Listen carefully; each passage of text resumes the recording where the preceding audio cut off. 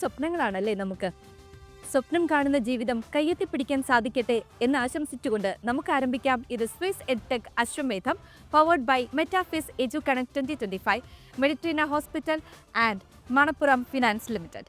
ഏറെ സ്നേഹത്തോടെ സ്വാഗതം ചെയ്യാം അവർ ജൂറി ശ്രീ ജോ ആന്റണി. നമസ്കാരം സർ. നമസ്കാരം. Now let's welcome our Grand Master GS Pradeep.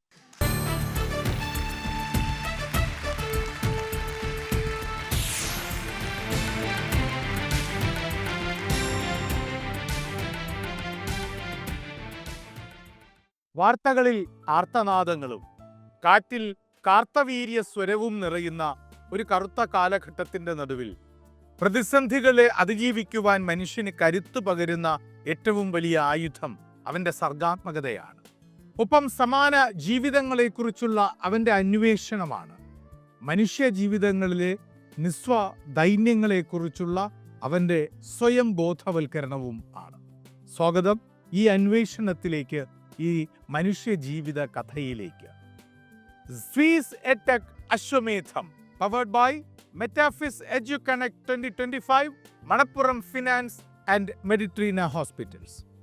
ഈ ദിവസം ഈ വേദിയിലേക്ക് കടന്നുവരുന്ന വിശിഷ്ട അതിഥി മനുഷ്യ ജീവിതത്തിൻ്റെ വർത്തമാനങ്ങളിലൂടെ ഒപ്പം ഇന്നലകളിലൂടെയും സഞ്ചരിച്ച ഒരു സർഗപ്രതിഭയാണ്. കിലോമീറ്റേഴ്സ് ആൻഡ് കിലോമീറ്റേഴ്സിലൂടെയാകട്ടെ, ശ്രീധന്യ കാറ്ററിങ്ങിലൂടെയാകട്ടെ, ദ ഗ്രേറ്റ് ഇന്ത്യൻ കിച്ചണിലൂടെയാകട്ടെ, പിന്നെ വിസ്മയത്തോടെ നമ്മൾ അറിഞ്ഞനുഭവിച്ച് ആനന്ദിച്ച് വേദനയോടെയാണെങ്കിലും കലാസൃഷ്ടിയെ ആഘോഷിച്ച അപര നൊമ്പരങ്ങളെ നമ്മുടേതു കൂടിയാണെന്ന് അനുഭവിച്ച കാതൽ ദ കോറിലൂടെയൊക്കെ ഒരു നടനായും നിരവധി ചലച്ചിത്രങ്ങളിൽ അദ്ദേഹം ശ്രദ്ധേയനായി. ആമുഖങ്ങളുടെ അവതരണം കൊണ്ട് തന്നെ ആളുകളുടെ മനസ്സിൽ ഉത്തരമായി എത്തിയ ആ സർഗപ്രതിഭയെ, ആ ക്രിയേറ്ററിനെ, പെർഫോമറിനെ ഈ വേദിയിലേക്ക് സഹർഷം സ്വാഗതം ചെയ്യുന്നു. Jeo Baby, walk in please. Hello G.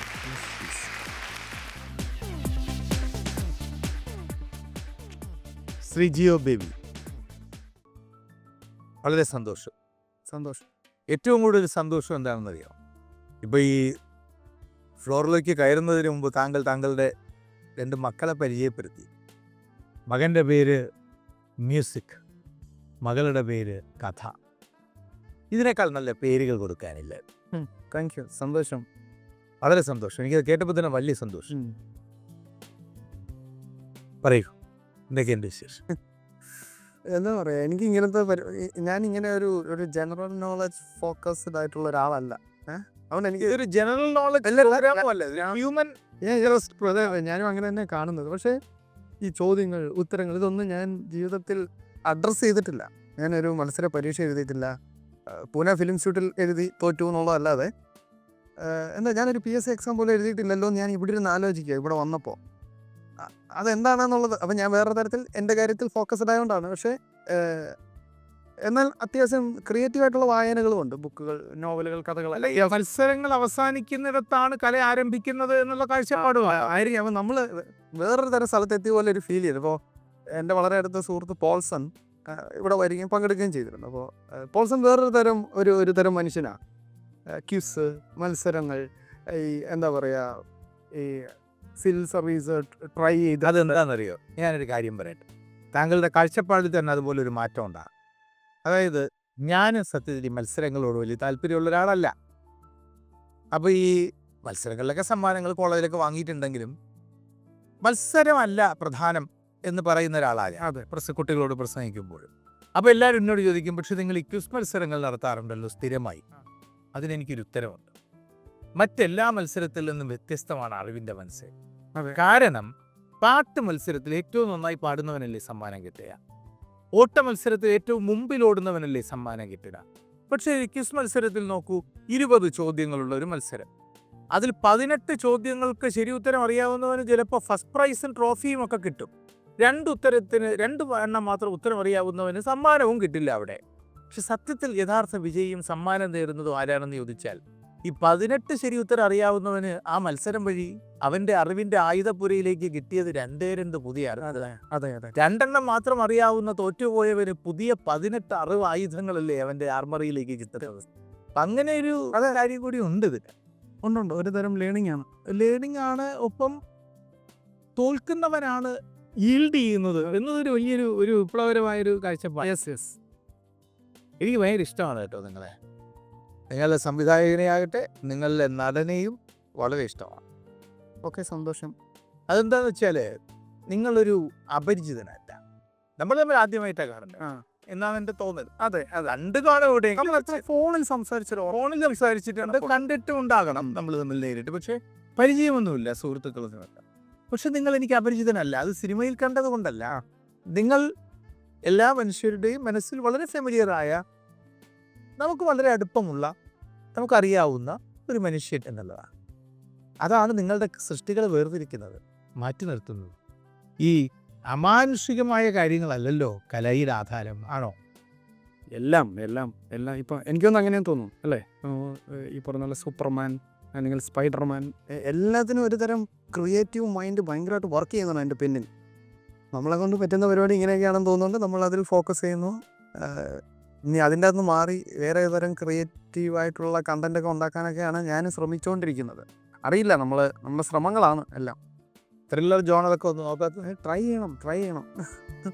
വായനയുടെ ഇഷ്ടങ്ങൾ എങ്ങനെയൊക്കെയാണ്? വായനയുടെ ഇഷ്ടം ഒന്ന് ഭയങ്കരമായൊരു വായനക്കാരനല്ല. ഇപ്പം ഞാൻ വായിക്കുന്നത് മസ്റ്റ് റീഡിങ്, ഇത് ജിയോ മസ്റ്റായിട്ട് വായിച്ചിരിക്കണം എന്ന് ആരെങ്കിലുമൊക്കെ പറയുന്ന ബുക്കുകൾ മാത്രമേ വായിക്കാറുള്ളൂ. സിനിമകളും അങ്ങനെ തന്നെ. അല്ലാതെ ഞാൻ ഏറ്റവും കൂടുതൽ മുഴുവൻ വായിച്ചിട്ടുള്ളത് ബഷീറിനെയാണ്. ബഷീറിനെ വായിക്കാൻ തുടക്കം അതായതുകൊണ്ട് തന്നെയാണെന്ന് തോന്നുന്നു വായന പിന്നെയും കണ്ടിന്യൂ ചെയ്യാൻ പറ്റിയത്. പിന്നെ ഞാൻ പോയിട്ട് മുഴുവൻ വായിച്ചിട്ടുള്ള സക്കറിയനെയാണ്. ഈ രണ്ടുപേരെ ഞാൻ മുഴുവൻ വായിച്ചിട്ടുള്ളൂ. വേറെ ആരുടെയും എല്ലാവരുടെയും കഥകൾ കൂടുതൽ വായിച്ചിട്ടുണ്ട്, പക്ഷേ കംപ്ലീറ്റ്ലി വായിച്ച് തീർത്തിട്ടില്ല വേറെ ഒരു റൈറ്ററിനെ. അത് എന്തുണ്ട് വിശേഷം പീലാത്തോസയൊക്കെ വലിയ ഇഷ്ടമാണ്. പിന്നെ സക്കറിയയുടെ കഥകളെല്ലാത്തരോടും ഒന്ന് ഞാൻ അദ്ദേഹത്തിൻ്റെ സ്ഥലത്ത് നിന്നാണ് വരുന്നത്. ഒന്ന് നമുക്ക് പാല എന്നൊരാൾ എഴുതുന്നുണ്ടല്ലോ എന്നുള്ളത് തന്നെ. ഒന്ന് പാല എന്ന് പറയുന്നത് ഒരു ക്രിസ്ത്യൻ നഗരം ആണ്. അപ്പം കലാപരമായിട്ട് ഒരുപാട് സംഭവങ്ങൾ നമ്മുടെ ചെറുപ്പത്തിൽ നമുക്കറിയപ്പെടുന്ന ഒരു മനുഷ്യരൊന്നും ഇല്ലായിരുന്നു. പ്രത്യേകിച്ച് സിനിമാക്കാരൊക്കെ വളരെ കുറവാണ്. ഉണ്ട്, ഭദ്രൻ സാറൊക്കെ പാലയിന്നാണെങ്കിലും. പക്ഷെ എഴുത്തിൽ ഇത്രയും എഴുത്തുകൊണ്ട് അത്ഭുതപ്പെടുത്തുന്ന ഭയങ്കര വളരെ സിമ്പിളായിട്ട് 87-88 കാലത്ത് ഒരു ഓണം വിശേഷാൽ പ്രതിയിലാണ് ഭാസ്കര പട്ടേൽ ഒരു എൻ്റെ ജീവിതവും എന്നുള്ള നോവലേറ്റായിട്ട് പ്രസിദ്ധീകരിക്കുന്നത്. ഞാൻ വായിച്ച് നമ്മൾ കോരിത്തിരിച്ചു പോയിട്ടുണ്ടെന്ന്. പക്ഷെ അത് കഴിഞ്ഞാൽ അത് വിധേയൻ എന്ന സിനിമയായി മാറി. സിനിമ നല്ല സിനിമയാണ്, ഒരുപാട് പുരസ്കാരങ്ങൾ നേടിയ സിനിമയാണ്. പക്ഷേ കൃതി നമ്മൾ ഉണ്ടാക്കുന്ന അനുഭവം ഒന്നും സിനിമ ഉണ്ടാക്കുന്ന അനുഭവം മറ്റൊന്നുമായി തന്നെ അപ്പോഴും മാറി നിൽക്കും. അതെ അതെ. എന്തായാലും കണ്ടതിൽ വളരെ സന്തോഷം കേട്ടോ. അതെ, സന്തോഷം. നമ്മൾ ഏറ്റവും കൂടുതൽ പറഞ്ഞു ഇത് കണ്ടിന്യൂ അശ്വമേധം കണ്ടിന്യൂ. ചെറുപ്പത്തിൽ നമ്മൾ വീട്ടിൽ അശ്വമേധം കളിക്കുമായിരുന്നു. തീരെ ചെറുപ്പത്തിൽ ഒരു 8ാം ക്ലാസ് 9ാം ക്ലാസ് 10ാം ക്ലാസ്സിന് മുന്നേ വരെ അത് കളിക്കുന്ന ഞങ്ങളുടെ ബന്ധുക്കാരെ വിചാരിക്കുന്നത്. അപ്പോഴും അതിൻ്റെ ഇൻഫോർമേറ്റീവ് തലത്തോട്ട് ഞാൻ പോയിട്ടില്ല. നമ്മുടെ കുടുംബത്തിലുള്ള ബന്ധുക്കാർ. അപ്പോൾ ഞാൻ വിചാരിച്ച ആളിന് കുറച്ച് കുശുമ്പ് കുന്നായ്മ കൂടുതലാണോ എന്നൊക്കെയാണ് ചോദ്യം. അതെ അതെ, കസിൻസും ഒക്കെ ആയിട്ടേ. അപ്പോൾ അത് മിക്കവാറും ചേട്ടനെ അനുകരിച്ചുകൊണ്ടാണ്. അതിൻ്റെ ഒരു മ്യൂസിക്കൊക്കെ ഉണ്ടല്ലോ, നമ്മുടെ ഇതിൻ്റെ ഒരു ബിൽഡപ്പ്. അങ്ങനെ യാഗം യജ്ഞമൊക്കെ കടന്ന് അങ്ങനെ പോകുന്ന ഒരാൾ, അങ്ങനെ പോകുന്ന ഒരു മത്സരം ഞങ്ങൾ കുഞ്ഞിലേ ചെയ്യുമായിരുന്നു. എന്തായാലും സന്തോഷം. യെസ്, താങ്കളുടെ ചലച്ചിത്ര ജീവിതത്തിൽ ഒരുപാട് ഈ പറഞ്ഞതുപോലെ തിരിവുകളും പിരിവുകളും ഉണ്ടാകട്ടെ എന്ന് ആത്മാർത്ഥമായി ആഗ്രഹിക്കും. സന്തോഷം. അതൊരു പുതിയൊരു ഇതുണ്ട്, അറിയാമല്ലോ. ആദ്യത്തെ സെഗ്മെന്റിൽ ജിയോയാണ് ഗ്രാൻഡ് മാസ്റ്റർ. അതെ അനുകരിച്ച് കളിച്ചതുപോലെ കുറച്ച് സൂചനകൾ കൊണ്ട് ഒരാളിനെ കണ്ടുപിടിക്കണം. നോക്കാമൊന്നുമല്ല, അത് ജിയോക്ക് പറ്റും. ശരി, നോക്കാം പറ്റണം. ആരംഭിച്ചാലോ? ആരംഭിക്കാം. മലയാളിക്ക് ഏറെ പ്രിയങ്കരനായ ഈ പ്രതിഭ ഞാൻ ആദ്യം നിർവചിച്ചപ്പോൾ ബോധപൂർവം ഉപയോഗിച്ച ആ വാക്ക് സർഗാത്മക മാനവിക ചിന്തകളുടെ ചലച്ചിത്ര മേഖലയിലെ അടയാളമായി മാറിയ ജിയോ ബേബി ഇന്ന് അശ്വമേധത്തിൽ അതിഥിയായി എത്തുന്നു. എനിക്കറിയാം, എന്നെ കാണുന്ന പ്രേക്ഷകർക്ക് സിനിമയെയും മനുഷ്യരെയും വളരെ ഗൗരവമായി തന്നെ സമീപിക്കുന്ന, സമൂഹത്തിലെ വേർതിരിവുകൾക്കെതിരെ ചിന്തിക്കണമെന്ന് ആഗ്രഹിക്കുന്ന മനുഷ്യരുടെ ചലച്ചിത്ര കാഴ്ചകളിൽ ജിയോ ബേബിക്ക് വലിയ പ്രത്യേകതയും വലിയ പങ്കുമുണ്ട്. ഞാൻ ഈ കഴിഞ്ഞ ദിവസവും ഞാൻ ജിയോ ബേബിയെ, ഞാനടക്കം നിങ്ങൾ ഒരുപാട് പേർ മനസ്സുകൊണ്ട് ഓർമ്മിച്ചു. ജിയോ ബേബിയുടെ ഒരു സിനിമ ഒരാളിനെ കാണിക്കണമെന്ന് ഞാൻ ആഗ്രഹിച്ചു. അതാരാണെന്ന് നിങ്ങൾക്ക് ഇപ്പോൾ അറിയാം.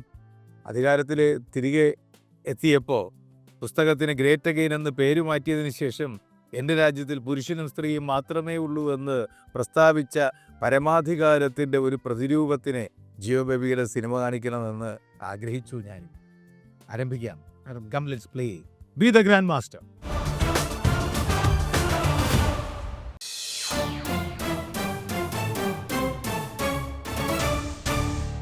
സോ പ്രിയപ്പെട്ട ജിയോ, താങ്കൾ കണ്ടെത്തേണ്ട വ്യക്തിയെക്കുറിച്ചുള്ള ഒന്നാമത്തെ സൂചന. പട്ടാളക്കാരെയൊക്കെ ഇഷ്ടമാണോ? പാലപ്പുറത്ത് വീട്ടിലെ എസ് കേശവൻ്റെയും ദേവയാനി അമ്മയുടെയും മകൻ ജവഹർലാൽ നെഹ്റുവിൻ്റെ കാലഘട്ടത്തിൽ നെഹ്റുവിയൻ മിലിറ്ററി ഫോഴ്സിൽ അംഗമായിരുന്നു. ആ കാലഘട്ടത്തിലെ സൈന്യത്തിൽ അംഗമായിരുന്നു. ഒരു വല്ലാത്ത സൂചനയില്ലേ? അതെ. എസ് കെ പൊറ്റക്കാട് അല്ല, പക്ഷെ എനിക്ക് ഇഷ്ടപ്പെട്ടു ആ സെലക്ഷൻ ഇഷ്ടപ്പെട്ടു. എസ് കെ പൊറ്റക്കാടിന്റെ സൈനിക പശ്ചാത്തലം, നന്ദനാരുടെ എസ് കെ പൊറ്റക്കാടിന്റെ ഒക്കെ സൈനിക പശ്ചാത്തലമൊക്കെ മനസ്സിൽ വന്നുവല്ലോ. കുറച്ച് ഞാൻ പക്ഷേ പാലപ്പുറത്ത് വീട്ടിൽ കേശവന്റെ ദേവയാനി അമ്മയുടെ മകനല്ല. ഓക്കെ, അടുത്തതിലോട്ട് പോവാം. അടുത്ത ക്ലൂവിലോട്ട് പോവാം. ഒരു പത്മശ്രീ. പിന്നെന്താണെന്ന് അറിയില്ല. കേരളം എന്നെഴുതി 9 എന്നൊരു സംഖ്യ, ഇന്ത്യ എന്നെഴുതി 4 എന്നൊരു സംഖ്യ. മൂന്നാമത്തെ സൂചനയില്ല. പോട്ടെ. ഞാൻ മനഃപൂർവ്വം അങ്ങനെ ഒരു രസകരമായ സൂചനകൾ ഉണ്ടാക്കുന്നത്. ഗന്ധർവ ക്ഷേത്രത്തിലാണ് ആരംഭിച്ചത്. കൊള്ളയിലൊക്കെ ജിയോ അഭിനയിച്ചില്ലേ? ജിയോ കൊള്ളയിൽ ചെയ്ത സൃഷ്ടിപരമായ കർമ്മം അഭിനയമാണ്. ഇദ്ദേഹം അത് ആരംഭിച്ചത് ഗന്ധർവ ക്ഷേത്രത്തിലാണ്. നാലാമത്തെ സൂചന. ഇതാ ഉത്തരമായി. ചില പ്രേക്ഷകർക്ക്, ചില കടുത്ത സിനിമ ആസ്വാദകർക്കൊക്കെ ഉത്തരം കിട്ടിയപ്പോൾ 1935 ജൂലൈ 15 ജനിച്ച് 2012 സെപ്റ്റംബർ 24 അന്തരിച്ച ഇദ്ദേഹം മുണ്ടക്കയത്തെ തിയേറ്റർ ആക്ടിവിറ്റികളിലായിരുന്നു ആദ്യം വ്യാപൃതനായിരുന്നത്. ആദ്യകാലത്ത് തിലകൻ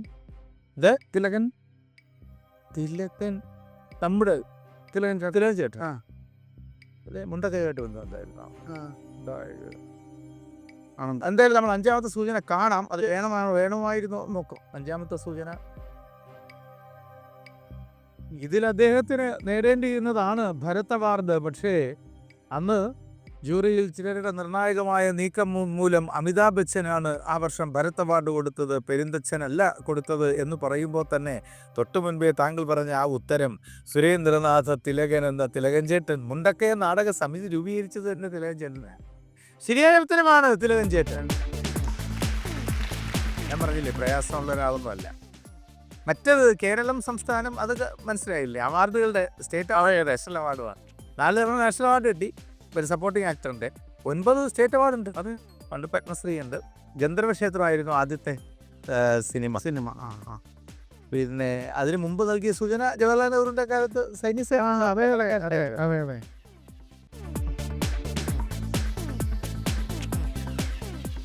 അപ്പോൾ നമുക്ക് ആരംഭിക്കാം. ശരി, ആരംഭിക്കാം. കൺഗ്രാജുലേഷൻസ്. 4ാമത്തെ സൂചനയിൽ തന്നെ ഉത്തരം പറഞ്ഞു താങ്കൾ. Thank you. അനീഷ പ്ലീസ്. ഈ അശ്വമേധത്തിൻ്റെ ഇപ്പോഴുള്ള ഈ പ്രിഫേസ് റൗണ്ട്, ഇത് ഒരു രസമുള്ളൊരു റൗണ്ടല്ലേ? വളരെ രസമുണ്ട്. കാരണം ഇത് എന്താ പറയുക, ഒന്ന് നമ്മളെ മത്സരത്തിൽ ഒരു തരത്തിൽ സജ്ജമാക്കുന്നുണ്ട്. വേറെ പിന്നെ ഈ പറഞ്ഞ നേരെ റിവേഴ്സ് പരിപാടി നടക്കുന്നതല്ലോ അല്ലേ? അത് ഒരു ചെറിയൊരു ബിഗ് ഗ്രാൻഡ് മാസ്റ്റർ എന്നുള്ള ആ സംഭവം രസകരമായിട്ട് എനിക്ക് തോന്നുന്നു. ശ്രീ ജോ ആന്റണി, പ്രിയങ്കരനായ ജിയോ ബേബി മനസ്സിൽ വിചാരിച്ച പേര് ഇസ് ഇറ്റ് അപ്രൂവ്ഡ്?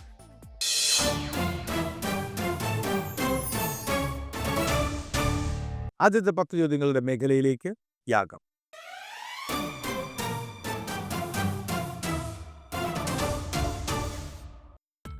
താങ്കൾ വിചാരിച്ച വ്യക്തി മലയാളി അല്ല. ഇന്ത്യൻ? അതെ. ആണ്. ഇന്ത്യനാണ്. പുരുഷൻ? അല്ല. സ്ത്രീ? അതെ. ജീവിച്ചിരിപ്പുണ്ടോ? ഇല്ല. 1950 ശേഷം വരണം? അല്ല. അതിനു മുമ്പ് വരും. രാഷ്ട്രീയം, കലാസാഹിത്യം? അതെ. ആണോ? അതെ.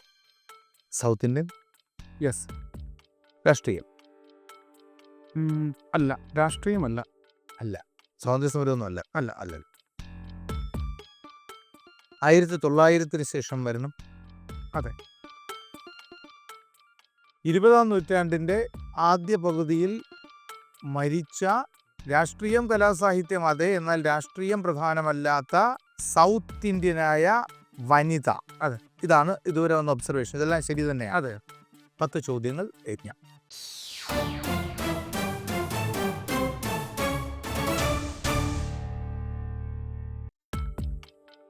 സാഹിത്യം. അല്ല. തമിഴ്നാട്. യെസ്. പെർഫോമിംഗ് ആർട്ട് തന്നെയാണോ? യെസ്. ചിത്രകലാശില്പമൊന്നുമല്ല, പെർഫോമിംഗ് ആർട്ട് തന്നെയാണ്. അവരുടെ പ്രധാന കലാരൂപം നൃത്തമാണോ? അല്ല. നൃത്തം അല്ല. ഒരു ഫോക്ക് കലാരൂപമാണോ? നാടൻ കലാരൂപമോ? ഏതെങ്കിലും പ്രത്യേക ഗ്രാമത്തിൻ്റേത് മാത്രമായ ഒരു കലാരൂപമാണോ? അല്ല. സിനിമയാണ്. സിനിമ അല്ല. 16 ചോദ്യങ്ങൾ രാജസൂയ.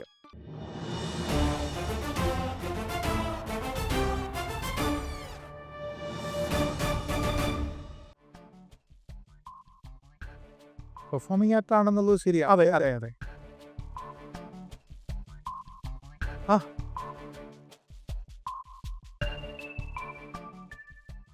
തിയേറ്റർ ആക്ടിവിസ്റ്റ് ആണോ? Yes.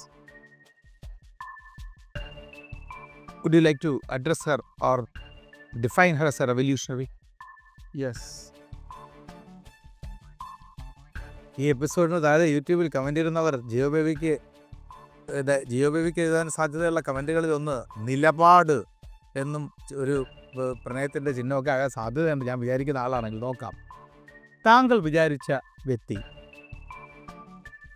കലയിലൂടെ through her artistic performance has she ever become one of the richest in the place? Yes. Indian വേദികളുടെ ചരിത്രത്തിൽ, ഇന്ത്യയിലെ ഭാരതീയ വേദി കലാപ്രകടനങ്ങളുടെ ചരിത്രത്തിൽ ആദ്യമായി പാർശ്വമായ നഗ്നതാ പ്രദർശനം പൊതുവേദിയിൽ അവതരിപ്പിച്ചു എന്ന പ്രശസ്തി, എന്ന ഖ്യാതി, അതൊരു നെഗറ്റീവ് റീസൺ അല്ല, പോസിറ്റീവ്. അതിപ്പോൾ അതിലോട്ട് വരാം. ഖ്യാതി താങ്കൾ വിചാരിച്ച വ്യക്തിക്കാണോ? അതെ. മനു പിള്ളയുടെ പുതിയ പുസ്തകത്തിൽ അവരെക്കുറിച്ച് പരാമർശിക്കുന്നുണ്ടോ? ഉണ്ട്.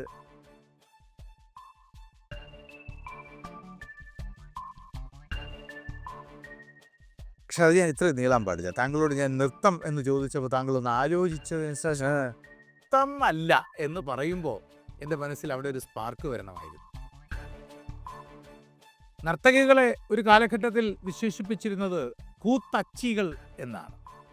കൂത്തിനുള്ള അച്ചികളായി നർത്തകിമാരെ നിർവചിച്ചത് കൊണ്ടാണ് ഇന്നും കൂത്തച്ചികളായി നർത്തകർ, മോഹിനിയാട്ടം അടക്കമുള്ള നർത്തകരെ വിശേഷിപ്പിക്കുന്നത്. ഒരു സവർണ ഹെജിമണി, വിശിഷ്യ ബ്രാഹ്മണിക്കൽ ഹെജിമണിയുടെ ഇരകളും അടിമകളുമായി സ്ത്രീകൾ കാണപ്പെട്ടിരുന്ന ഒരു കാലഘട്ടം. ദേവന് താഴെ നിൽക്കുന്നവൻ്റെയും ദാസിയായി മാറുന്നവളാണ് ദേവദാസി എന്ന് കരുതപ്പെട്ടിരുന്ന ഏറ്റവും കെട്ടുപോയ ഒരു കാലഘട്ടത്തിൻ്റെ നടുവിൽ ഇന്ത്യൻ നാടകവേദിയുടെ എന്നല്ല ലോക നാടകവേദിയുടെ ചരിത്രം പരിശോധിച്ചാൽ ഏറ്റവും ഉജ്ജ്വലമായ തിളക്കങ്ങൾ, വനിതകളുടെ സാന്നിധ്യം ബോധപൂർവം ചരിത്രം മറച്ചു കളയാൻ ശ്രമിച്ചാലും തിളക്കമുള്ള ചില നക്ഷത്രങ്ങൾ ബാക്കിയാകും. അവരൊക്കെ പൊരുതിക്കയറി വന്നത്, നിലമ്പൂർ നിലമ്പൂർ ഐശ്യ അടക്കമുള്ളവർ പൊരുതിക്കയറി വന്നത് സമൂഹത്തിൻ്റെ പല കൽപ്പനകൾക്കും എതിരെ പൊരുതിക്കൊണ്ടാണ്.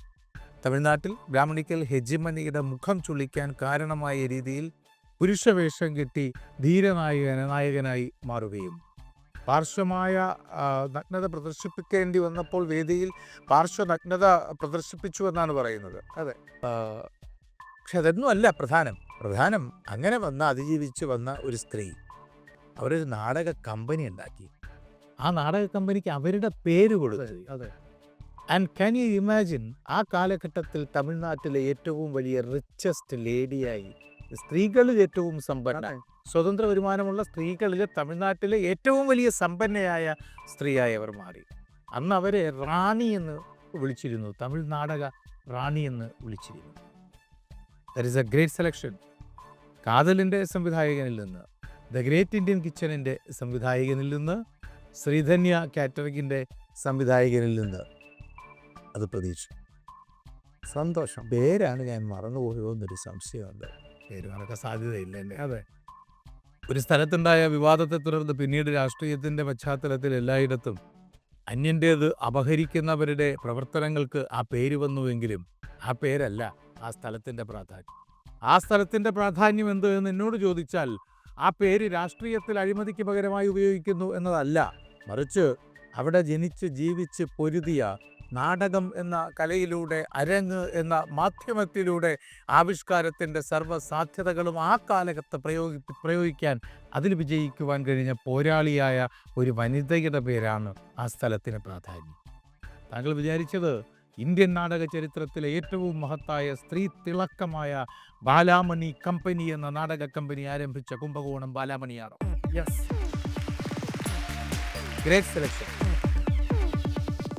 Kumbakonam Balamani Tamil theatre artist. 19-ാം നൂറ്റാണ്ടിന്റെ അവസാനത്തിലും 20-ാം നൂറ്റാണ്ടിന്റെ തുടക്കത്തിലും തമിഴ് തിയേറ്ററിന്റെ രാജ്ഞി എന്നറിയപ്പെട്ടിരുന്ന മുൻനിര തമിഴ് സ്റ്റേജ് നടിയായിരുന്നു. സ്ത്രീകൾക്ക്, പ്രത്യേകിച്ച് ദേവദാസി സമുദായത്തിൽ നിന്നുള്ളവർക്ക് സാമൂഹിക അവഹേളനങ്ങൾ അഭിമുഖീകരിക്കുകയും പരമ്പരാഗതമായ തൊഴിലുകൾക്കപ്പുറം പലപ്പോഴും അവസരങ്ങൾ നിഷേധിക്കപ്പെടുകയും ചെയ്തിരുന്ന ഒരു കാലഘട്ടത്തിൽ പ്രതിബന്ധങ്ങൾ തകർത്ത് തമിഴ് നാടകവേദിയിലെ മുൻനിര കലാകാരിയായി മാറി. സ്റ്റേജിൽ പുരുഷന്മാർ ആധിപത്യം പുലർത്തിയിരുന്ന കാലത്ത് സ്ത്രീകളുടേതായ ഒരു നാടക കമ്പനി കൈകാര്യം ചെയ്ത അവർ പെർഫോമിംഗ് ആർട്സിൽ സ്ത്രീകൾക്കു വേണ്ടി വേദികൾ ഒരുക്കി. അവരുടെ പ്രകടനങ്ങൾ കാണാൻ വരുന്നവർക്കു വേണ്ടി ബാലാമണി സ്പെഷ്യൽ എക്സ്പ്രസ് എന്ന പേരിൽ പ്രത്യേക ട്രെയിൻ സർവീസുകൾ ആരംഭിക്കും വിധത്തിൽ പ്രശസ്തയായിരുന്നു അവർ. ദേവദാസികളെയും പാർശ്വവൽക്കരിക്കപ്പെട്ട സ്ത്രീകളെയും ശാക്തീകരിക്കുന്നതിൽ ബാലാമണി വഹിച്ച പങ്ക് നിർണായകമായിരുന്നു. നാടകരംഗത്ത് സ്ത്രീകൾക്ക് കൂടുതൽ സ്വീകാര്യത നൽകുന്നതിന് അവരുടെ പ്രവർത്തനങ്ങൾ വഴിയൊരുക്കുകയും ചെയ്തു. അവരുടെ സംഭാവനകൾ തമിഴ് നാടകവേദിയുടെയും സ്ത്രീ ശാക്തീകരണത്തിന്റെയും ചരിത്രത്തിലെ ഒരു പ്രധാന അധ്യായമായി ഇന്നും തുടരുന്നു.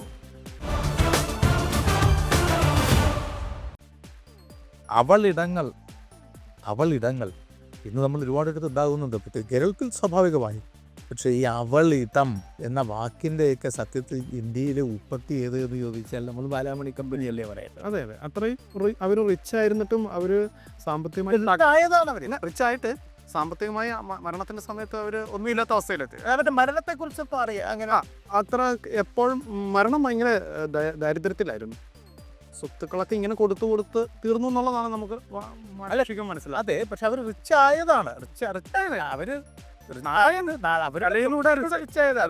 റിച്ചായിട്ട് ആ സ്ത്രീകൾ അവരോടൊപ്പമുള്ള ഒരുപാട്, അവരോടൊപ്പമുള്ള എന്ന് പറഞ്ഞാൽ മാർജിനലൈസ് ചെയ്യപ്പെട്ട സ്ത്രീകൾക്ക് വേണ്ടി മാത്രം ഇടം കണ്ടെത്തിയ, സത്യത്തിൽ ഇന്ത്യയിലെ ആദ്യത്തെ അവൾ ഇടത്തിൻ്റെ സ്ഥാപക ആരെന്ന് ചോദിച്ചാൽ കുംഭകോണം ബാലാമണി. ഇത് ജിയോ ബേബി. ചില കയ്യൊപ്പുകൾക്ക് പ്രാധാന്യവും പ്രസക്തിയും ഉണ്ടാകുന്നത് അത് ബാങ്ക് ലീപ്പിൽ പതിപ്പിക്കുമ്പോഴല്ല, ആ കയ്യൊപ്പുകൾ ചിലരുടെ മനസ്സുകളിൽ പതിയുമ്പോഴാണ്. ഒപ്പം ആ കയ്യൊപ്പുകളെ അനുധാവനം ചെയ്യാൻ വരാനിരിക്കുന്നവർക്ക് പ്രേരണയുണ്ടാകുമ്പോഴാണ്.